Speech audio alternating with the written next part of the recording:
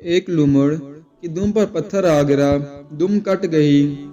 एक दूसरे लूमड़ ने जब उसे देखा तो पूछा, ये तुमने अपनी दुम क्यों काट ली?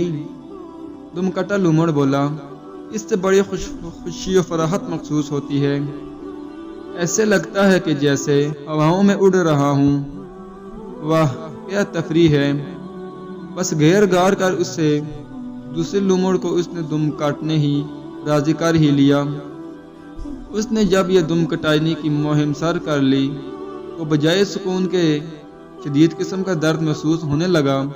पूछा, मियाँ झूठ क्यों बोला मुझसे? पहला कहने लगा, जो हुआ सो हुआ। अब ये दर्द की दास्तान दूसरे लूमड़ों को सुनाई तो उन्होंने दुमें नहीं कटवानी और हम दो दुमकटों का मजाक बनता रहेगा। बात समझ लगी तो ये दोनों दुमकटे पूरी बरादरी को ये खुशकुन तजर्बा करने का कहते रहे। नतीजा ये निकाला कि लूमड़ों की अक्सरियत दुमकटी हो गई। अब हालत ये हो गई कि जहाँ कोई दुम वाला लूमड़ दिखाई देता उसका मजाक उड़ाया जाता। जब भी फसाद आम होकर फैल जाता है, अवाम नेकोकारों को उनकी नेकी पर ताने देने लग जाते हैं और अहमक लोग उनका मजाक उड़ाते हैं।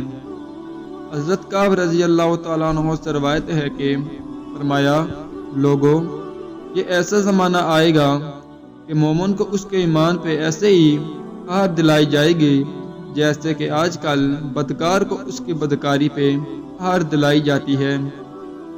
यहाँ तक कि आदमी को तंज़न कहा जाएगा कि वाह भाई तुम तो बड़े ईमानदार फ़िकिया बंदे हो। बिगड़ा हुआ माशरा जब नेकोकारों में कोई काबिल एहतराज बात नहीं तलाश कर पाता तो उनकी बेहतरीन खूबी पे ही उनको आर दिलाने लग जाता है।